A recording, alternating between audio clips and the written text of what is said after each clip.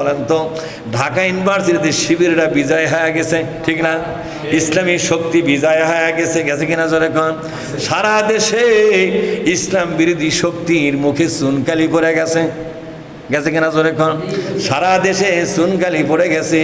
দেশে রিক্সাওয়ালা, ভ্যানওয়ালা, ঠেলাওয়ালা, শ্রমিক, মেহনতি জনতা, শিক্ষিত অশিক্ষিত, নারী পুরুষ সবাই বলা বলি করতেছে ঢাকাতে বলে বিজয় হয়ে গেল।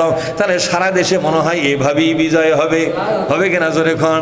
মানুষের মুখে মুখে কথা ফুটে গেছে, আহারে ঢাকার মতো একটা কঠিন জায়গাতে নিরঙ্কুশভাবে ইসলামী শক্তির বিজয় হয়ে গেছে।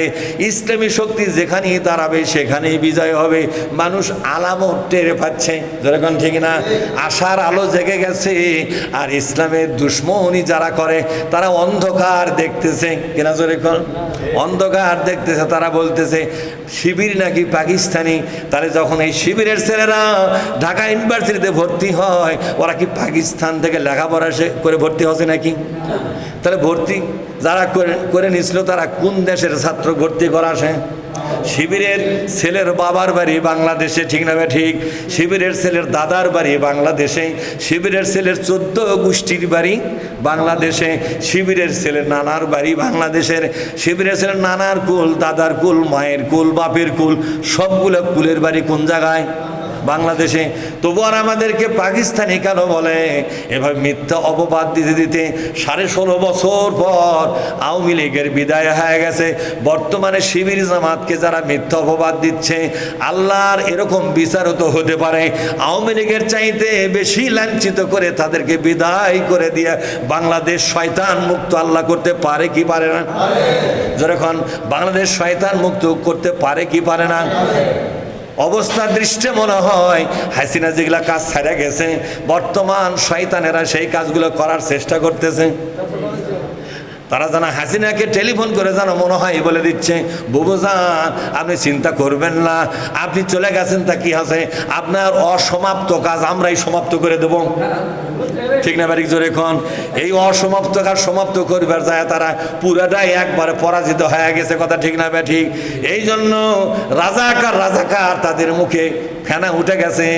আওয়ামী লীগের সময় একবার রাজাকারের তালিকা তৈরি করা হলো, আওয়ামী লীগই তৈরি করলো।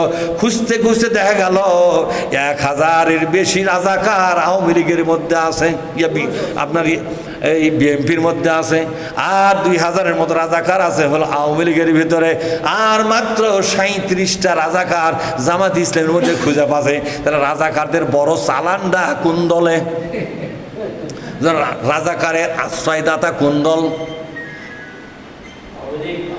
কথা কন না কেন? বেশিরভাগ রাজাকার কোন দলে? আওয়ামী লীগে। 1000 রাজাকার কোন দলে? বিএনপিতে। মাত্র 37টা রাজাকার কোন দলে? কথা কন না কেন? হ্যাঁ, কিন্তু খুঁজে দেখা গেল আওয়ামী লীগের মধ্যে রাজাকারের বেশিরভাগ রাজাকার বড় বড় পদে আছে, বিএনপির মধ্যে যারা রাজাকার তারা বড় বড় পদে আছে। জামাতের 37টা রাজাকার কোনো পদই নাই, সমর্থক কি হয়ে আছে? সমর্থক কর্মী। তারা রাজাকারকে পুনর্বাসন কে করলো? কথা কয় না পারে? রাজাকারকে পুনর্বাসন কি জামাত করলো না ওরাই করলো? জামাতের মধ্যে রাজাকার তাদের 37টা নাম আমরা খুঁজে দেখি, আর সবগুলো হলো সমর্থক, কেউ বা কর্মী, কিন্তু নেতা কেউ নয়। আর ওদের মধ্যে রাজাকারগুলো বড় বড় পদের নেতা হয়ে বসে আছে। তাহলে পুনর্বাসন কি জামাত করলো না ওরা নিজেরাই করলো? কথা কন না কে? সুতরাং রাজাকার মুক্ত বাংলাদেশ যদি করতে চান তাহলে ওই দুই দল তো মুক্ত হওয়া লাগবে, আওয়ামী লীগও মুক্ত হওয়া লাগবে, জামাতও মুক্ত হওয়া লাগবে, বিএনপি মুক্ত হওয়া লাগবে। কিন্তু জামাতের 37টা রাজাকারের মধ্যে বেশিরভাগগুলো মনে কব্বরত গেছে। কোথায় গেছে? কব্বরত গেছে। তাহলে রাজাকার বেশিরভাগ যেই দলে সেই দল, ওটা রাজাকার পুনর্বাসনকারী হলো না, আমরাই হলাম নাকি? জোরে বলুন। সুতরাং এই রাজাকার বলে বলে জেকের করে গেল যে মহিলা, এই মহিলা কিন্তু বিদায় হয়ে গেছে, কথা ঠিক না? ঠিক। অযথা পেশাল দুনিয়ার মানুষ সহ্য করে না, আল্লাহ সহ্য করে না। অযথা পেশাল পারিয়া একটা দলকে মানুষের কাছে অপরাধী বানাবার চেষ্টা করে, একটা দলকে মানুষের কাছে তাচ্ছিল্য বানাবার চেষ্টা করে, একটা দলকে মানুষের কাছে মূল্যহীন বানাবার চেষ্টা করে। বেশি বাড়াবাড়ি করলে বাড়াবাড়িকে আল্লাহ সহ্য করে নাকি? সুতরাং হাসিনা গেছে যেই পথে, হাসিনার পথ ধরে যারা চলতে চায় একই পরিণতি আগামীতে তাদের হতে পারে কি পারে না? যখন পারে কি পারে না? সেদিন আল্লাহ তাআলা বলছেন, ওগো নবীজি তোমার বিরুদ্ধে কত আজে বাজে ওরা লোকাপ দিচ্ছে, উপাধি দিচ্ছে, তুমি নাকি জাদুকর, তুমি নাকি কবি, তুমি নাকি পাগল, তুমি নাকি সন্ত্রাসী, তুমি নাকি এই জমিনে সন্ত্রাসী এবং ভেজাল সৃষ্টি করতেছ, তুমি নাকি বিপর্যয় সৃষ্টি করতেছ। না না, আমার নবী বিপর্যয় সৃষ্টিকারী নয়, আমার নবী রাজাকার নয়, আমার নবী কোনো পাগল নয়, আমার নবী এগুলো কিছুই নয়, আমার নবী এগুলো কিছুই নয়। আমার নবী হলেন ওমা আরসালনাকা, বলেন মামুন, ওমা আরসালনাকা ইল্লা রাহমাতাল লিল আলামিন, বিশ্ব জগতের একমাত্র রহমত হলো আমার নবী।